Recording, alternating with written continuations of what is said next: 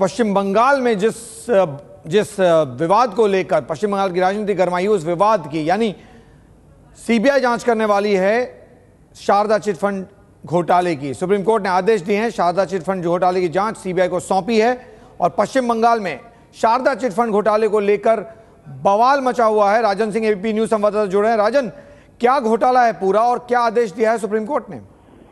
देखिए, supreme court ने Sharda chit fund घोटाले की जांच सीबीआई को सौंपते हुए ये कहा है कि ये घोटाला न सिर्फ पश्चिम बंगाल में था बल्कि असम और उड़ीसा के जो गरीब निवेशक हैं उन्हें भी, उनके पैसे को भी लूटा गया है। और जिस तरीके से घोटाला हुआ है, जितना बड़ा घोटाला है, ऐसे में सीबीआई जांच ही सबसे सही जांच होगी। और सुप्रीम कोर्ट ने ये आदेश दिया है कि सीबीआई जो तमाम राज्यों में जो मामले दर्ज किए गए हैं उन तमाम मामलों की जांच अपने अधीन कर ले और उसके बाद आगे की जांच सीबीआई करेगी। इतना ही नहीं, सुप्रीम कोर्ट ने यह भी कहा कि जिन मामलों में राज्यों की पुलिस ने चार्जशीट दायर कर दी है उस मामले में भी सीबीआई अगर समझती है तो उस मामले में आगे की जांच कर सकती है, या फिर जो राज्य पुलिस की जांच अगर सही है तो उस आधार पर चार्जशीट को मुकदमा जो अदालत में चलेगा उससे सीबीआई पैरवी करेगी। लेकिन जिस तरीके से सुप्रीम कोर्ट ने ये माना है कि गरीब निवेशकों को लूटा गया, उनके पैसों को लूटा गया और कई राज्यों में ये फैला हुआ है, पश्चिम बंगाल के पड़ोस के राज्यों में, तो ऐसे में सीबीआई जांच ही सबसे सही जांच होगी। और जो गरीब निवेशक है उनको इंसाफ दिलाने के लिए सही तरीके से जांच बेहद जरूरी है और इसलिए सीबीआई को जांच करने का आदेश दिया है। तो इस वक्त की बड़ी खबर हम आपको बता रहे हैं, सुप्रीम कोर्ट ने शारदा चिटफंड मामले को सीबीआई को सौंप दिया है। सीबीआई जांच करेगी शारदा चिटफंड का मामला। There was a commission also appointed by state government to look into the money and return the money to the investors, and the Supreme Court has said that let that commission function independently and settle the claims of these claimants independently. But CBI has been authorized to investigate in all the aspects, in the aspects of criminality, in the aspects of conspiracy and in the aspects of the penal offences involved into it. And it has also been authorized to go into the intrastate money trail of this, and possibly if they have the dimension of extra country also, means that if money has been parked outside the country, the CBI is authorized to investigate into that aspect also. And this is one of the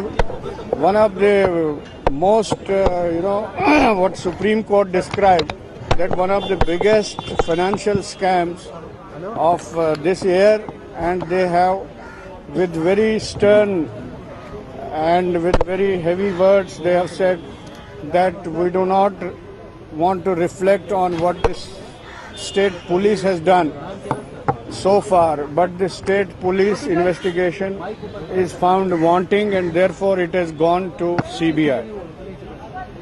So CBI will investigate into all the aspects of this matter and pinpoint prima facie who are the accused. Our allegation in the petition was that the accused involved are very big political people also, and they enjoy the patronage of the present ruling dispensation in West Bengal. तो 3000 करोड़ का ये घोटाला है जिसमें TMC सांसद भी गिरफ्तार हुए थे। विजय विद्रोही से बात करेंगे, हमारे वरिष्ठ सहयोगी। विजय, क्या माना जाए इसका राजनीतिक तौर पर, इसका कितना असर होगा पश्चिम बंगाल या कहें तो जो बन रहे हैं समीकरण आने वाले दिनों में उस पर? देखिए, कुल मिलाकर ममता बनर्जी के लिए ये जो ये सुप्रीम कोर्ट का फैसला है ये बहुत बड़ा झटका है। खासतौर से अभी पश्चिम बंगाल में अंतिम चरण का जो लोकसभा चुनाव होना बाकी है उसमें 17 सीटें हैं जिन पे चुनाव होगा 42 में से। तो ऐसे में ममता लगातार इस बात से बचती रही थी और वो इस मामले को भी उठाने से बचती रही थी, और यहां तक कि सुप्रीम कोर्ट में ममता की तरफ से, राज्य सरकार की तरफ से जो वकील थे वो भी लगातार सुप्रीम कोर्ट से गुहार करते रहे थे कि चूंकि अभी चुनाव चल रहा है इसलिए मामले को थोड़ा लंबा खींचा जाए या फिर चुनाव के बाद फिर सुप्रीम कोर्ट अपना अंतिम फैसला सुनाए कि सीबीआई जांच की होनी चाहिए या नहीं होनी चाहिए। लेकिन सुप्रीम कोर्ट ने जो सीबीआई जांच के आदेश दिए हैं उससे ममता को एक तगड़ा राजनीतिक रूप से हम कह सकते हैं झटका लगा है। वो नहीं चाह रही थी कि सुप्रीम कोर्ट सीबीआई की जांच हो, और इसको मोदी खास तौर से पश्चिम बंगाल में बड़ा मुद्दा बनाते रहे थे। और वो ये भी आरोप लगाते रहे थे कि आखिर इस मामले में कांग्रेस और वाम मोर्चा भी थोड़ा नरम रुख क्यों रखता है शारदा चिटफंड घोटाले के मामले को लेकर। तो ऐसे में हम कह सकते हैं कि 12 तारीख को जो 17 सीटों के लिए लोकसभा के लिए वोट डाले जाने हैं पश्चिम बंगाल में, उससे पहले ममता को एक तगड़ा झटका सुप्रीम कोर्ट ने दिया। जी विजय, बहुत बहुत शुक्रिया आपका। तो जाहिर तौर पर विरोधी इस पूरे मुद्दे को उठाएंगे ममता के खिलाफ कि आखिर ममता बनर्जी ने कि नरमी के कारण ही ये घोटाला हुआ। क्या है पूरा घोटाला, वो बताते हैं आपको।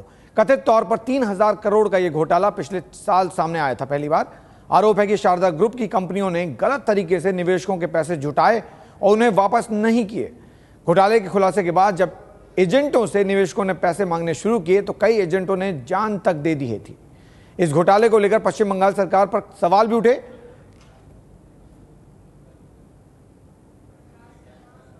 प्रकाश सिन्हा एबीपी न्यूज संवाददाता जुड़ गए। प्रकाश, ये पूरा मामला दो तरह से, एक तो पूरा मामला है और दूसरी तरफ राजनीतिक इसका असर भी है, राजनीतिक मायने भी है। तो क्या हुआ था इस पूरे मामले में, एक, और दूसरा इसका क्या असर होगा राजनीति में पश्चिम बंगाल के? देखिए, मैं आपको बता दूं कि शारदा चिट फंड वामफ्रंट के जमाने में लाइसेंस लिया गया था और लाखों लोगों से इसके तहत पैसा लिया गया है और अलग अलग तरह के निवेश के प्लान दिखाकर लोगों से पैसा लिया गया, खासकर ग्रामीण लोगों से। और पश्चिम बंगाल में नहीं, अलग अलग राज्यों के लोगों से तकरीबन करोड़ों रुपए इस शारदा चिट फंड के तहत लिए गए हैं। और जब पहली बार इसकी शिकायत दर्ज कराई गई थी तो जब जांच शुरू हुई तो कई तमाम बड़े बड़े लोगों के नाम सामने आए। राजनीतिक जो लोग हैं, जो अलग अलग पार्टियों से जुड़े हुए हैं, उनके नाम सामने आए और ऐसी बातें सामने आई कि शारदा चिट फंड के जो मालिक है सुदीप्तो सेन, जिनको गिरफ्तार किया गया, आपको पता है सुदीप्तो सेन के अलावा और भी कई लोगों को गिरफ्तार किया गया। और सुदीप्तो सेन ने एक चिट्ठी लिखी थी, एक खत भेजा था सीबीआई को। उस खत में उन्होंने तमाम तृणमूल कांग्रेस के बड़े बड़े नेताओं के नाम लिखे थे। उनका कहना था कि कई लोगों को उन्होंने करोड़ों रुपए दिए हैं इस चिट फंड को चलाने के लिए। तो तमाम वामफ्रंट के भी कई नेताओं का नाम था। तो कुल मिलाकर कई राजनीतिक नेताओं का नाम इसमें जुड़ता नजर आ रहा था। और जब जांच शुरू हुई, खास करके जब एनफोर्समेंट डायरेक्टरेट की तरफ से जांच की गई तो कई लोगों के नाम सामने आए।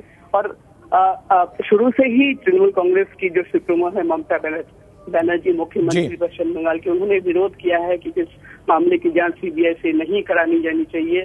उनका कहना था कि राज्य पुलिस ही जांच करेगी। लेकिन जब जांच चलती रही और तकरीबन पिछले 1 साल से एनफोर्समेंट डायरेक्टरेट के अधिकारी जांच करते रहे और तमाम कई जब बड़े नेताओं के नाम सामने आने लगे। और इसके अलावा आपको मैं बता दूं कि स्पेशल इन्वेस्टिगेटिंग टीम का भी गठन किया गया था, श्यामल सेन कमीशन का गठन किया गया था। कमीशन अभी भी जांच कर रही है और कई जो निवेश जिन्होंने किया था उनको बिल्कुल रुपए भी वापस किए गए थे। कुल मिलाकर जब जांच हुई और जांच में कई बड़े नेताओं के नाम सामने आए, खास करके तृणमूल कांग्रेस के जो नेता थे, कई सांसदों के नाम सामने आए। आपको पता है कुणाल घोष जो राज्यसभा के सांसद थे, उनको भी गिरफ्तार किया गया है।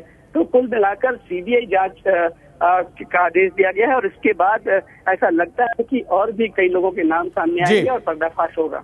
जी जी, बहुत बहुत शुक्रिया आपका। तो जाहिर तौर पर कई जांच हुई है, इसमें 2-3 जांच ऑलरेडी पहले ही हो चुकी हैं और कमीशन भी बिठाई गई थी। लेकिन अब सुप्रीम कोर्ट ने आदेश दिया है कि पूरे मामले को सीबीआई को सौंप दी जाए, सीबीआई इस पूरे मामले की जांच करे।